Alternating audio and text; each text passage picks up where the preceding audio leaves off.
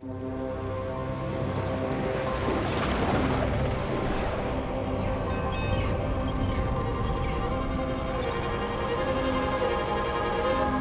always thought that the British discovered Australia in the year 1770. Our own version of an 18th century moon landing, with Captain Cook playing the part of Neil Armstrong. But the weird thing is, Australia's got over 25,000 kilometres of coastline. So how come no one had ever discovered it before? Or had they?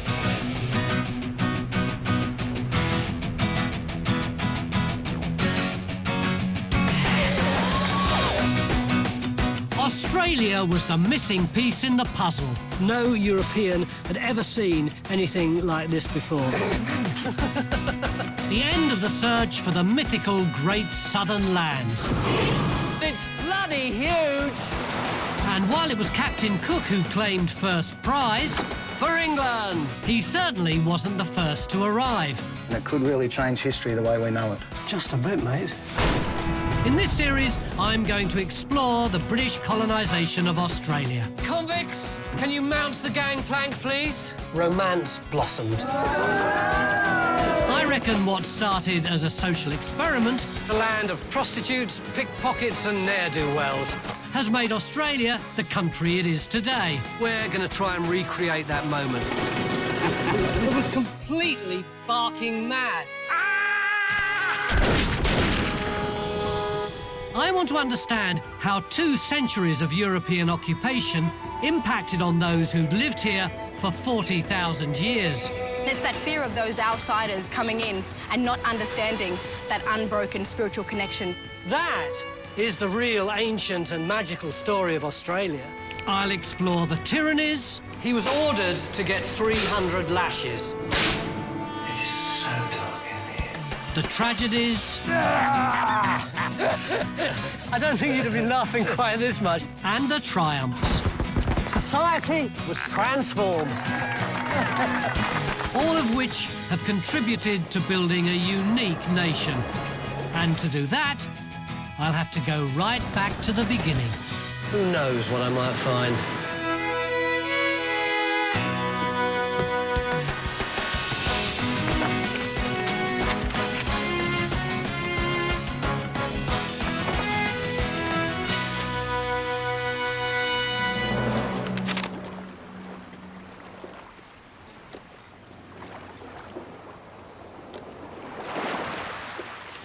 Less than 20 years after Cook's voyage of discovery, the first fleet arrived off the shores of Australia. This is what we learn at school, isn't it? In 1788, the first Europeans ever to settle in Australia arrived in Botany Bay. It was a hugely ambitious project. Around about 1,500 people, men, women and children, mostly convicts, transported to an unknown land 17,000 kilometres away. And that was the start of the biggest migration of humans by sea in history. It was a grim time in England. Petty crime was spiralling out of control. The jails were so overcrowded that the hulks of old ships were being used to house prisoners. England was running out of space, and the quick cure to her social ills was to send the problem offshore. At the time of the First Fleet, 23 women were convicted in London of offences that carried the death penalty. All were pardoned, provided they were prepared to go to New South Wales for the rest of their natural lives. Of the 23, only 16 agreed. The other 7 elected to die rather than come here to Australia. This is the place that England's criminals considered a fate worse than death. For men at this time, the death penalty meant being hanged.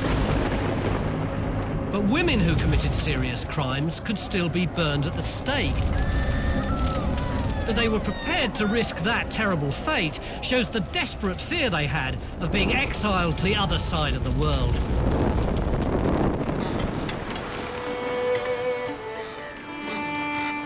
Today, Most Australians treat a convict connection as a source of pride. So having a first fleeter in the family is a bit like being minor royalty. My great-great-great-great-grandmother was sentenced to hang for stealing at gunpoint coins from her employer. My great-great-great-great-great-grandfather was Edward Kimberley. He was arrested near Coventry for stealing several parcels of muslin. Lydia was my great-great-great-great-grandmother. She was sentenced to death in 1786 for stealing 10 yards of printed cotton. He was transported to Australia for 7 years on the First Fleet. 14 years transportation. 7 years transportation to Australia. Helen, Wayne and Cheryl belong to an elite club. Although identifying with rogues and scallywags is a national pastime in Australia, convict roots or otherwise. Most Australians today also recognise that their convict relatives stepped ashore onto a land that was already occupied. Watching their arrival were the original inhabitants of Australia, the Aborigines.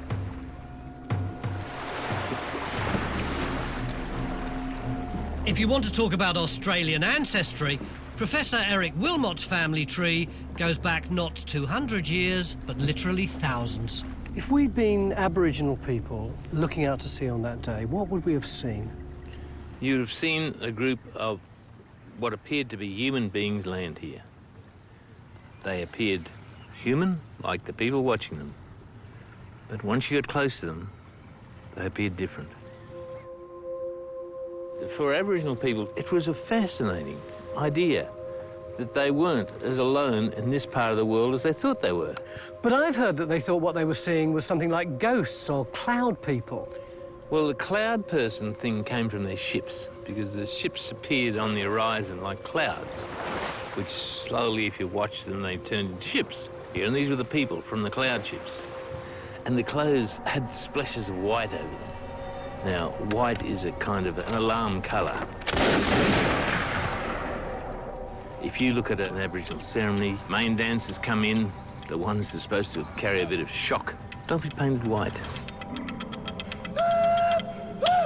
These guys walk around and they got brilliant white on their uniforms, mixed with a bit of red and other colours. So they could have some potential for badness about them. Oh, absolutely. They could have infected them with spirits of the long past, or perhaps spirits that they didn't even know about. Did they want to get rid of them?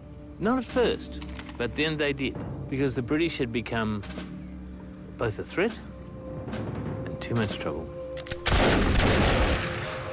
And that was just their first impression.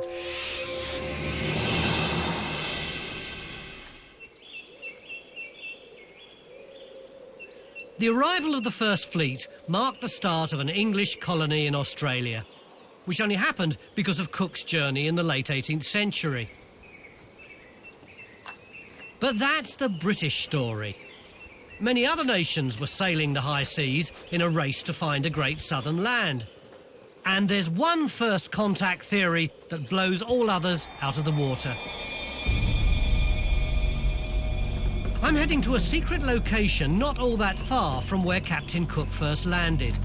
My guide is an environmentalist named Jake Kasser, who subscribes to a very radical take on history. What's more, he's going to show me the evidence.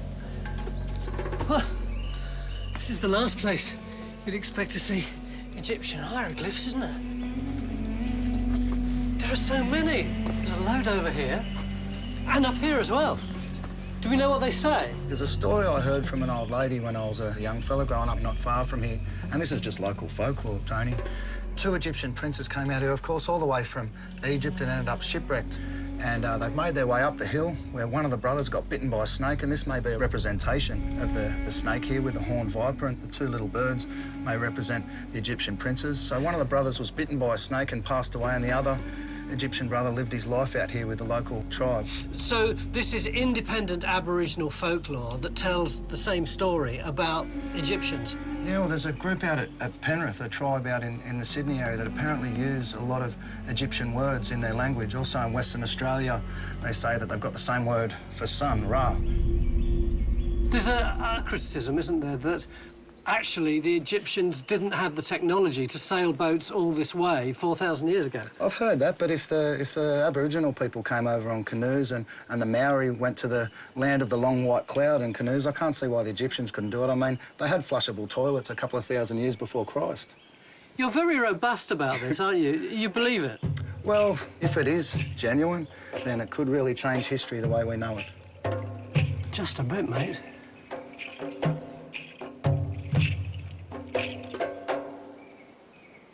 I love Jake's passion, and I love the fact that he's determined to believe that it's all true. But look at me, I'm just an old English sceptic. To me, the idea that an Egyptian civilization discovered Australia 4,000 years ago is just very, very daft. But maybe what all this does demonstrate is the fact that we all yearn to have something ancient and dramatic in our lives and in our landscape. But the irony, as far as the Australians are concerned, is that they do. Look at all these. These are the marks left by Aborigines over thousands of years. That is the real dramatic, ancient, magical story of Australia.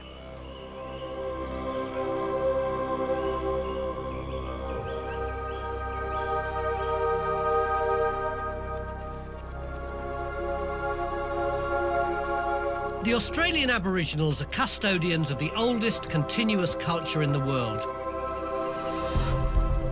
And it's pretty likely that they're the world's first astronomers too. There are hundreds of stories about the night sky among Aboriginal groups in all parts of Australia. But the stars serve a more practical use too. Every year, directly above this rock engraving, the Emu in the Sky constellation comes into view just when it's time to gather emu eggs. Up in Arnhem Land, the Yolngu people knew when Scorpius appeared, it meant the Macassan fishermen of Indonesia would soon arrive. From the Aboriginal perspective, the idea of a race to the end of the world must seem pretty absurd. They won that race more than 40,000 years before it began. Whether they island hopped or walked across a land bridge from New Guinea is still a matter of debate. The point is, they were here long before anyone else. But who came next? If not the Egyptians, then who was the first non-Aboriginal to discover the Australian coastline? It may well have started with the Chinese. We know that in the Ming dynasty, that's the early 1400s, the emperor had an admiral who was a eunuch, and his name was Zheng He, a mighty ocean-going fleet. And it's reckoned that he may well have landed in North Australia in the year 1421. It's certainly possible, because he did have a trading post not that far away on the Indonesian islands. That's almost a century before Christopher Columbus discovered the Americas. And the ships of Zheng He's fleet completely dwarfed those that the Spanish sailed. But if the Chinese didn't make it to Australia, the Macassans certainly did. For hundreds of years, these hardy fishermen from what's now Indonesia made an annual pilgrimage to the north coast of Australia in search of sea cucumbers. They were regarded as an aphrodisiac back then. The cucumbers, that is, not the sailors. Australia existed in the European imagination long before a European set foot there. They called it Terra Australis Incognita, the great unknown southern land. Maps from the time show this vast island continent changing shape as one seafaring nation after another attempted to chart its vast shores. The great Dutch explorer William Jan Zoon sailed around New Guinea in 1606 and bumped into the coast of what today is Cape York. He was probably the first European to land there.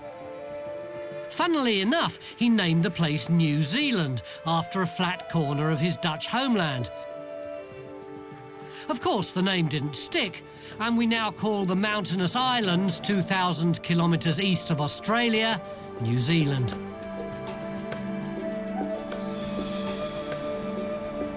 There are lots of examples of sightings and landings on the Australian coast during that time.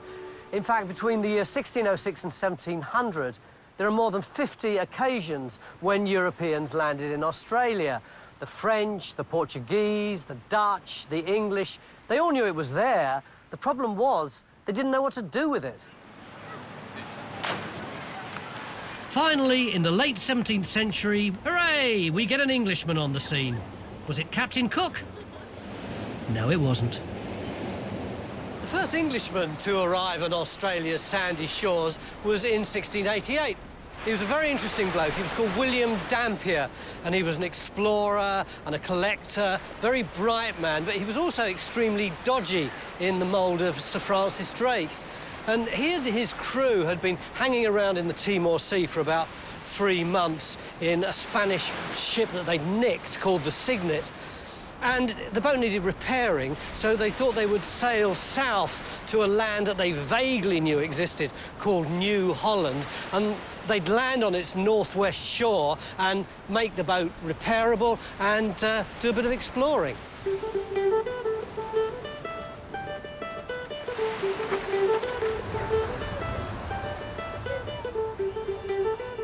Dampier wasn't just a pirate, he was a journalist too, and he made lots of notes, which is very useful for us, and he turned them later into a best-selling book.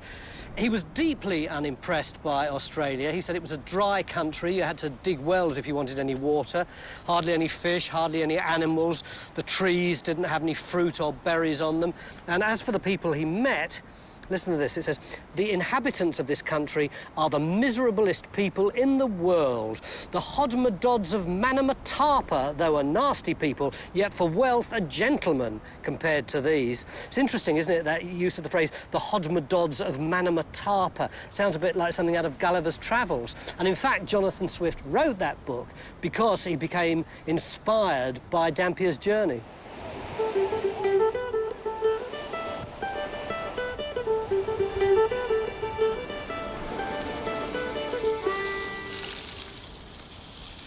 Dampier's book was called A New Voyage Around the World, and in it he didn't just describe his adventures around the globe, he included a lot of words, over 1,000 of them, which described things that he'd come across on his journeys. And a lot of those words were later incorporated into the English language. Words like albatross, cashew, breadfruit, this one, avocado, and that most iconic of all Australian words, barbecue.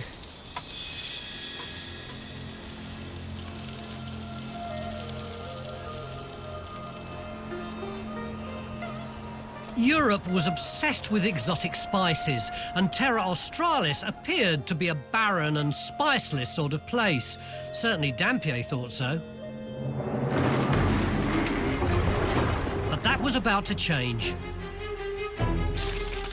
For centuries, the superpowers of Europe had been battling for colonial supremacy, spreading out across the globe towards Asia. A bit like today, access to the Chinese market was highly prized in the 18th century. And the idea that the unknown land to the south could be a strategic base in the region was catching on.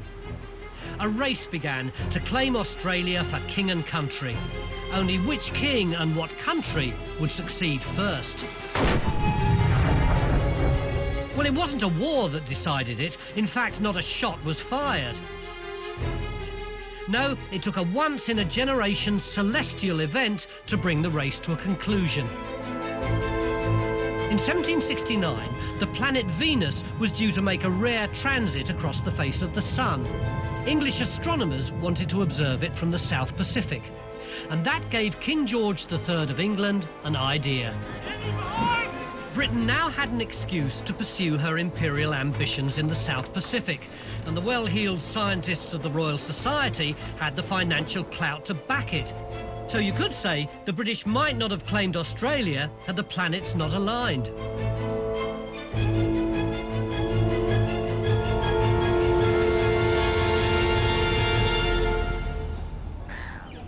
This This was never going to be a jolly little jaunt across the pond. It was dangerous, cutting-edge science through uncharted waters, as big a deal as a moon landing today. But what no one, apart from the Navy Board, knew was that there was another very secret agenda which wouldn't be revealed until the ship was on the other side of the world.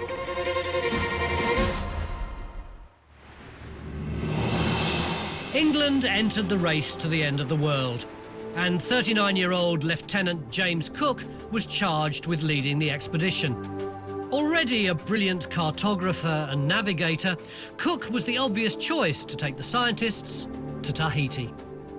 The Navy Board purchased a little second-hand coal transport called the Earl of Pembroke. Before handing her to Cook, they refitted her and renamed her the Endeavour. Tom, what do you think would have been going through Cook's mind when he set off? Well, there was the great belief that there had to be a great south land to balance the continents of the northern hemisphere. Otherwise, the world would tip. One of Cook's objectives was to find this great south land. And he didn't quite find it, despite the scale of Australia. So in a way, it's not unlike Us for the Moon, that part of it's adventure, part of it's this idea that there might be some massive commercial bonus, but there's also science and intellectual inquiry. Yes, and you don't know what bonus you're going to get. Cook, the ever-stoic Yorkshireman, never complained about his second-hand coal ship, nor having to share his cabin with a bunch of scientists and their gear. It must have been really crowded on board ship. There were 94 people, including the captain, the crew, the scientists, the artists, the one-armed cook, and, last but by no means least, the lucky goat, who was a mascot and considered lucky because she'd already sailed round the globe once, hadn't you? In fact, she became as celebrated as any of the other members of the Endeavour. She was given a pension by the British government. Not only that, but she was voted a member of the Royal Society. Not only the first goat, but also the first female ever to be given that award by such an august body of scientists. What a lucky girl you were. The story of Cook's goat is more than apocryphal. The good captain actually took seriously his responsibility to care for all those in his charge, which was far from common at that time. The biggest scourge for crews in those days was scurvy. Hot dog, please. It was a horrible disease. You got ulcers, your teeth would fall out, your joints would start to ache, your breath would stink, your organs would pack up. Dysentery was a walk in the park compared with scurvy, which in the 1700s could kill up to a third of a ship's crew on long voyages. Thanks a lot, mate. But Cook didn't lose one crew member, and the reason, according to Cook, was this stuff. Sauerkraut. It's hard to imagine that such a disgusting disease is related to a simple vitamin deficiency, but scurvy is caused by a lack of vitamin C. And good old fermented cabbage is full of the stuff.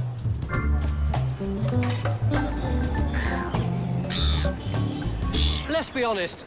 To a lot of people, sauerkraut doesn't taste that great. And in the early days, anyone who refused their daily portion would be flogged on Cook's orders. At least that was at the beginning. But later on, he practiced a bit of reverse psychology. First, he'd offer the sauerkraut to his officers and petty officers, and then, according to his log, the rest of the crew would look at what was happening and they'd think, oh, if this stuff is worthy of our superiors, it must be the most luxurious food in the world. And they'd scoff it all down. More for them.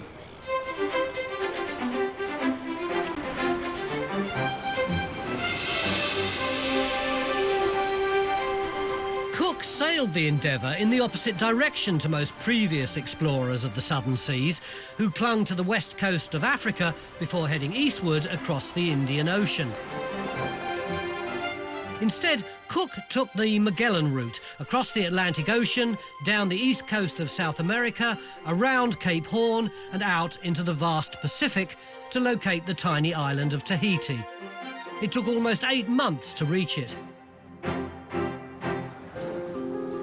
But soon after, he turned his mind to the secret mission.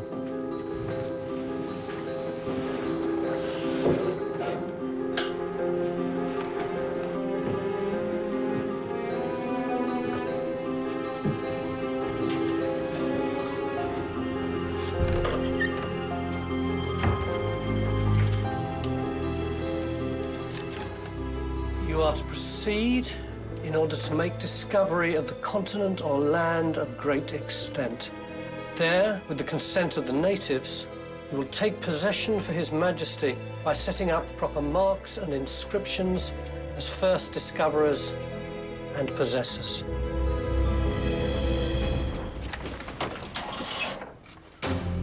The hunt for the great southern land was approaching a climax. First, he charted and claimed New Zealand for the crown. Then, on the evening of the 19th of April 1770, Cook knew he was getting close. Seabirds started to appear.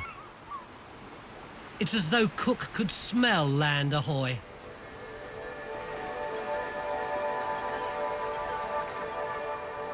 And indeed, at 6 a.m. the next morning, they found it. They'd bumped into nothing less than an island continent.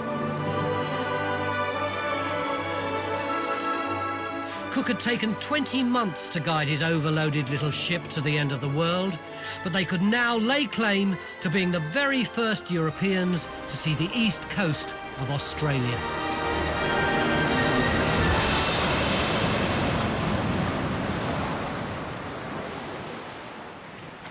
Cook and his crew stepped ashore and proclaimed this strange land for England. Although that's actually not quite true, because he actually proclaimed it for George III. But that was mission accomplished, or so you might think. But on board the Endeavour was a brilliant young naturalist called Joseph Banks. And when he stepped ashore, that was just the beginning. Joseph Banks had wealth, influence and a passion for scientific inquiry, and his money had been critical to the voyage. But even the man himself had not foreseen what an historic and life-changing experience he'd signed up for. Banks first wrote about the people he saw, and he was perplexed. Unlike the friendly Tahitians and hostile Maori, the Australians simply ignored them. They just went on fishing, as though they'd witnessed a white ghost. But Banks is famous for something else. He was blown away by New Holland because for him it was a treasure trove of plant and animal novelty. Botany was his calling, and soon he catalogued more than 1,300 completely new species. But he'd barely scratched the surface. We're incredibly fortunate that Banks employed artists to record what they saw on their journey, most notably Sidney Parkinson, whose luminous pictures are a national treasure.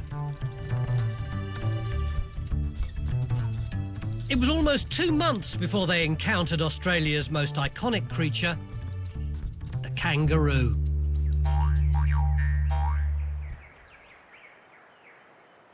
Cook saw one and he said, "It is just like a greyhound. Indeed, I would have thought it was a wild dog till it started bouncing up and down like a hare." So this being the 18th century, Banks organised a hunt and they shot one, but they didn't stuff it and mount it. They ate it. But then sometime later they managed to get 3 more and they mounted those, took them back to England where they were an overnight sensation. No European had ever seen anything like this before. Well, actually they were wrong, because a century and a half previously a Dutch explorer had brought back a wallaby. But the English didn't care. They discovered Australia and they'd found the very first kangaroo. All right. It's all right. Shot's over. You can go and sit down in your chair now. Go on. Off you go.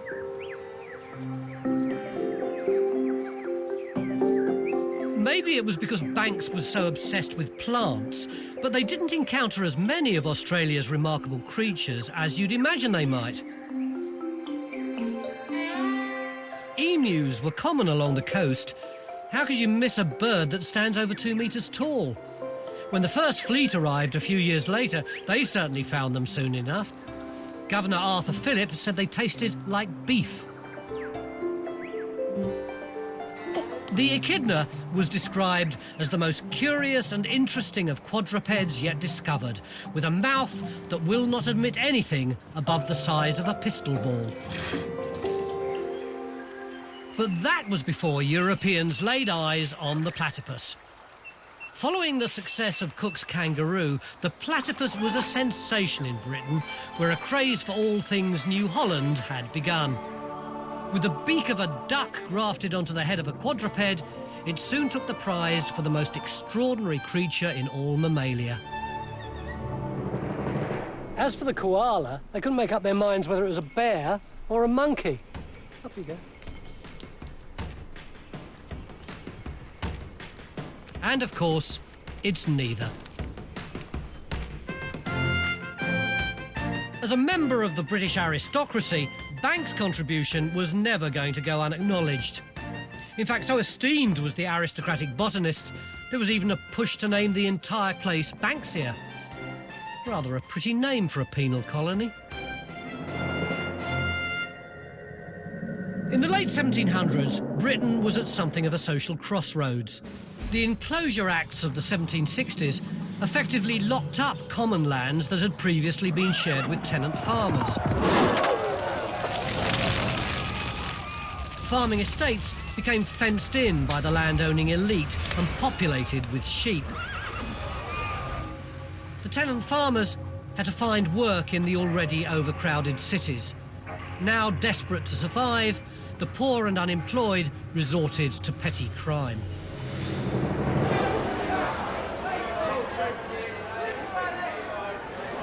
Middle cut run. Diet means 2 kilo for $10.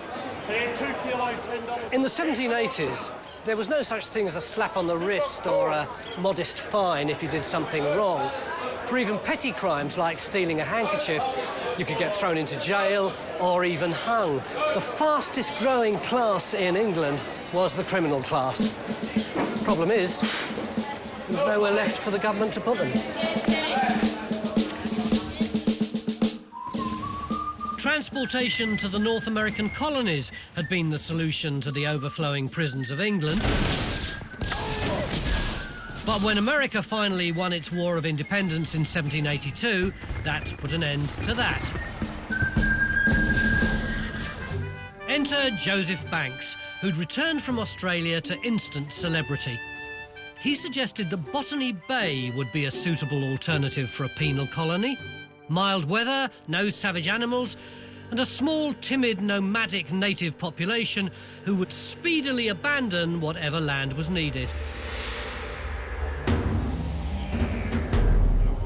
The idea of creating a colony in New Holland took shape, and the legal fiction of Terra Nullius was born.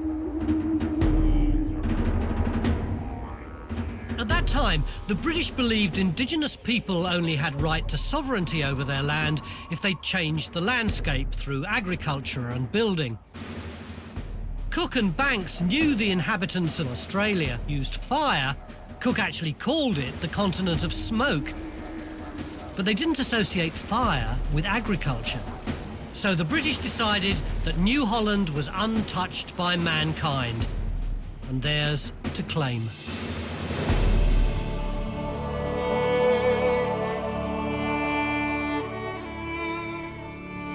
The new colony would serve two purposes. It would be a dumping ground for England's unwanted underclass and an outpost of the imperial ambitions of King George III. Claiming the great southern land was one thing. The next great challenge would be establishing a colony on the other side of the planet.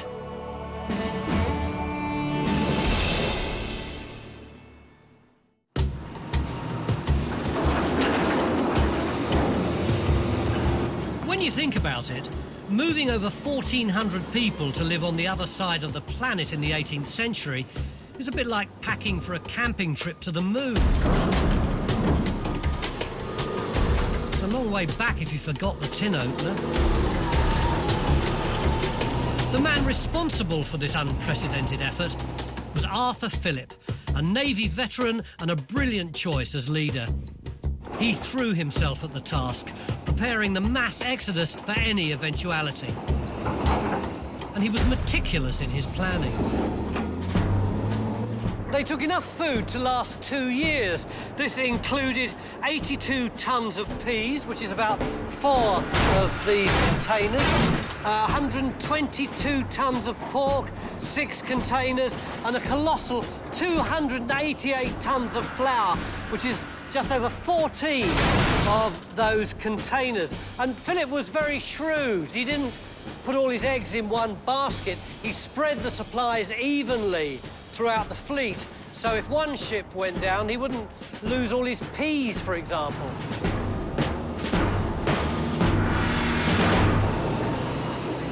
Finally, when he got everything sorted out, he set off. And guess what? He forgot a load of things. He forgot the lime for the building mortar and the cooking tools, and this one was really embarrassing. He forgot the ammunition for the guns, although he kept quiet about that because he didn't want a mutiny.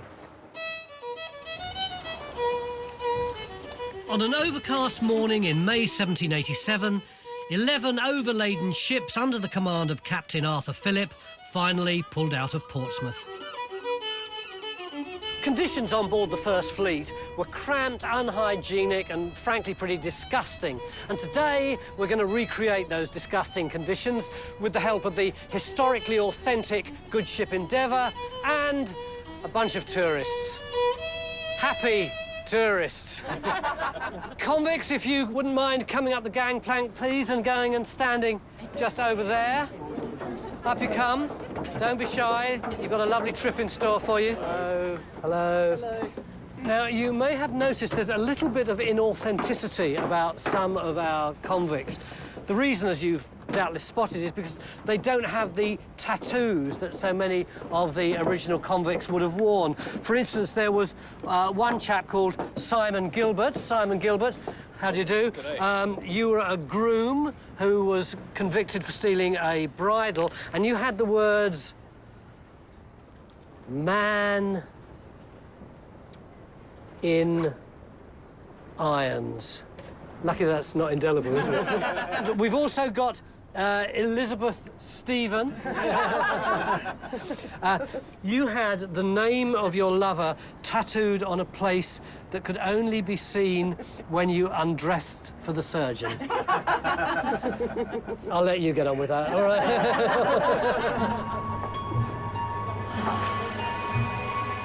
Below decks, it was truly appalling. Only a child could stand upright, and the smell must have been incredible. Ankle-deep bilge water coloured with human and animal excrement. Food infested with rats, lice, fleas and cockroaches. But even though it was such a hellhole, romance blossomed.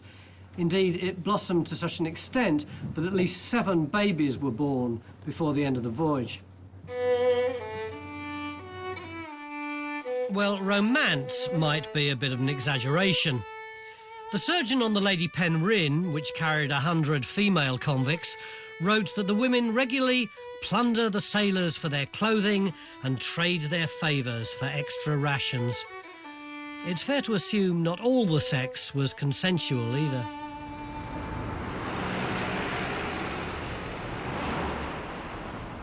What was a terrifying ordeal for the convicts was an adventure of a lifetime for those whose job it was to transport them to Australia. And one of them has left us some buried treasure. It was discovered in a London bookshop in 1923 and now lives here in the State Library of New South Wales. 30-year-old William Bradley was first lieutenant on the Sirius. He kept a written record of his experiences in the form of a journal, but he did something else that was truly remarkable. His exquisite little watercolours paint a vivid picture of the entire journey and the early days of settlement. You could argue Bradley was Australia's first photojournalist. When the First Fleet set off on the 17th of May 1787, few of its passengers would have been across the Thames, let alone boarded a ship across the globe. They stopped at the Cape of Good Hope to take on board the livestock that was so important to creating a colony. More than 500 animals were brought aboard. Bradley describes a scene rather like the loading of Noah's Ark.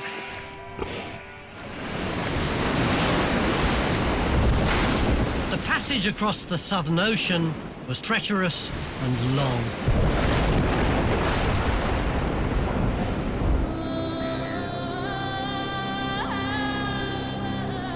Before they took sight of Van Diemen's Land, Philip had implemented a ration system as food supplies ran critically low.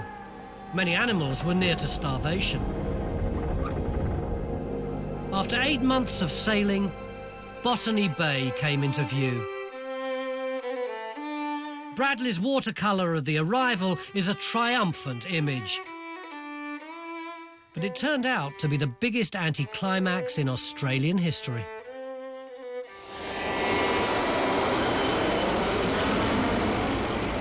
This place, Botany Bay, was a big disappointment. Cook and Banks had talked up its assets, but the First Fleet found it windblown and swampy. The soil was sandy, the water was brackish, and the wood was so hard it was virtually impossible to cut down the trees. This was definitely not the place to build a colony if you wanted it to survive. One of the other officers wrote, "If we are obliged to settle here, there'll not be a soul alive in the course of a year." But Philip wasn't about to contradict the illustrious Captain Cook and Joseph Banks. He sent work parties ashore to find a location for the settlement. He must have had his doubts, though. After 4 days, he set off north with 3 small rowing boats to examine the place marked as Port Jackson on Cook's map. What he found truly astonished him. Philip had stumbled on perhaps the finest harbour in the world.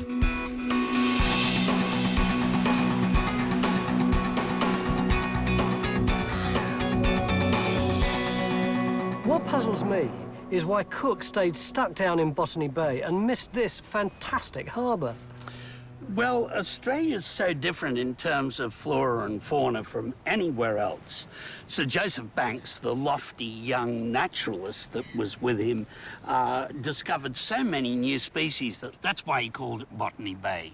And when they sailed up the coast here, past these heads, they would have thought that this was the extent of it, this little indentation in the coast. He didn't know that running away to the south was one of the great harbours on the face of the earth. And that's how it happened.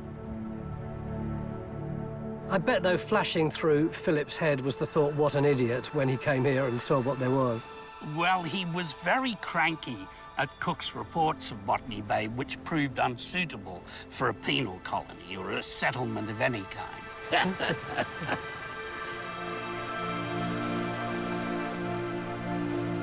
Philip now had an agonising decision to make. His orders were to establish a colony at Botany Bay. But suddenly his decision was made for him. He just arrived back in Botany Bay when one of his sailors shouted, "Another sail!" There on the horizon was the most extraordinary and unexpected sight. The French explorer La Perouse had dropped in for an unexpected visit. Philip knew him because years earlier he'd been spying on the Frenchman. Now it appeared the tables were turned.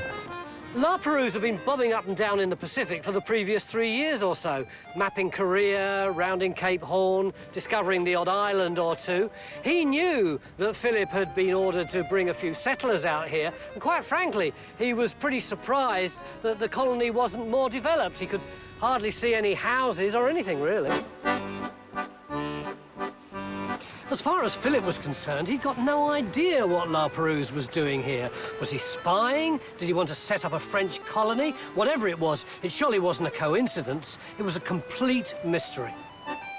He had to act fast. What if the Frenchman found the wonderful new harbour? He took off for Port Jackson with orders for the rest of the fleet to follow him as soon as possible. He had to claim it for England. There then followed what I think is one of the most bizarre moments in British colonial history. Imagine if Neil Armstrong had popped out of his Apollo spacecraft, walked round a crater and discovered the Russians. This was that kind of moment. So did the French and the English shake hands, fling their arms around one another and row to the shore for a party? No. The First Fleet sailed out of Botany Bay, La Perouse sailed into Botany Bay, and they barely had time to exchange the most cursory of civilities. The French line was that La Perouse was simply looking for a safe harbour to resupply. He only stayed 6 weeks. His 2 ships and all aboard mysteriously disappearing soon after, somewhere in the Pacific. A tragic end to an incredible journey of discovery. And who knows, if the winds had been a bit fairer and if La Perouse had turned up a bit earlier, then the whole of Australian history might have been profoundly changed. And Australians today would all be speaking French and eating coq au vin rather than pies and sauce. Cheers.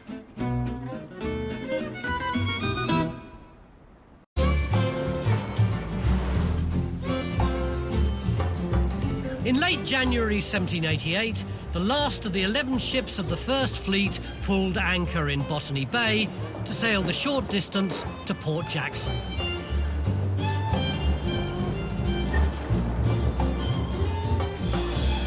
Captain Phillips sailed 11 kilometres up into the harbour till he came to this little inlet, which he took quite a shine to. He liked the cover it provided. It was pretty flat around here, there was good anchorage, looked like you'd be able to cultivate stuff here. It was less marshy than Botany Bay, and you could pick up a kebab here.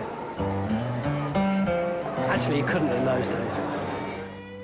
But the real reason for starting the new colony here in Sydney rather than anywhere else doesn't have a big tourist sign over it saying this is the reason that Sydney got started. It's much more obscure than that. In fact, it's right underground. The most important consideration when you're establishing any new colony has got to be a fresh water supply. So Paris has got the gorgeous River Seine, and London's got Old Father Thames, and Sydney's foundation waterway is slightly less romantic. And helping me explore it is archaeologist Wayne Johnson. Thank you.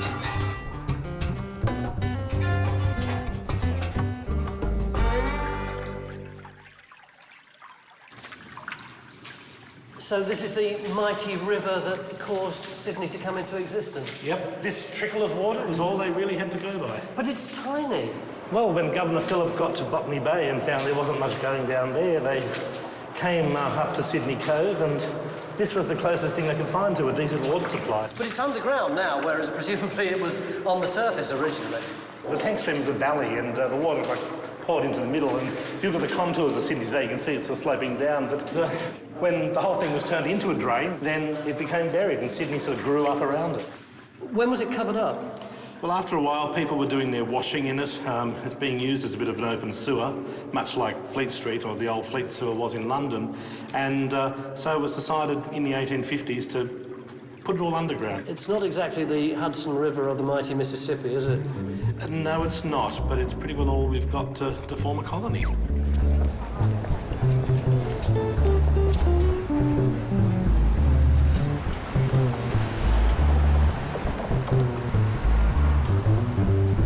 This line is all that's left of the tank stream above ground today, but it's not the only mark that is left on the city. Shortly after the First Fleet arrived, it became an unofficial class divide. On the east of the tank stream lived the officers and the governors because the sea breezes blew all the bad smells away, and on the west lived the soldiers and the convicts. And that divide still exists today. On the east side, where all the swanky buildings and the rich people live, and on the west, well, that's for the working classes.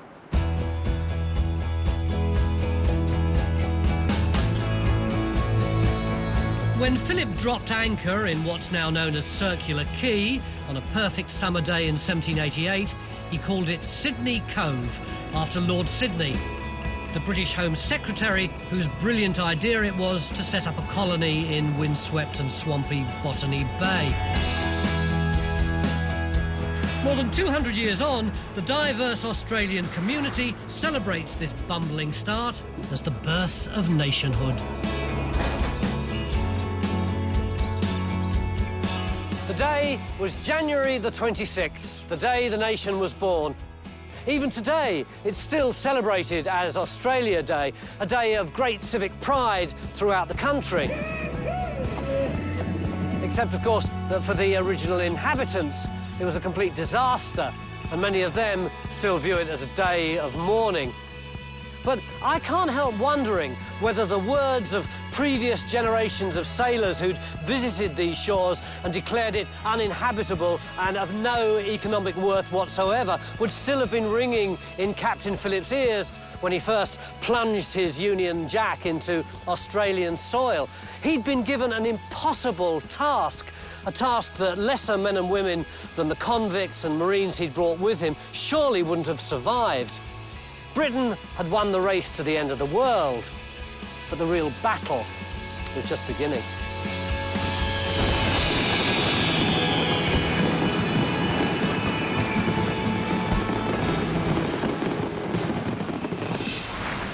Next time, I'm going to explore the tough early years of the colony. So Freeman does the deed, Barrett's dead. And reveal the sordid and salacious secrets of the First Fleet's first night in Australia. If you attempt to get into the women's tents of a night, you will be fired upon. There is no doubt, Tony, I'm afraid it was a serious orgy. You've got to watch that. Next on SBS, the quest for enlightenment takes Sean all the way to Jerusalem. Stay tuned for Sean McAuliffe's Stairway to Heaven.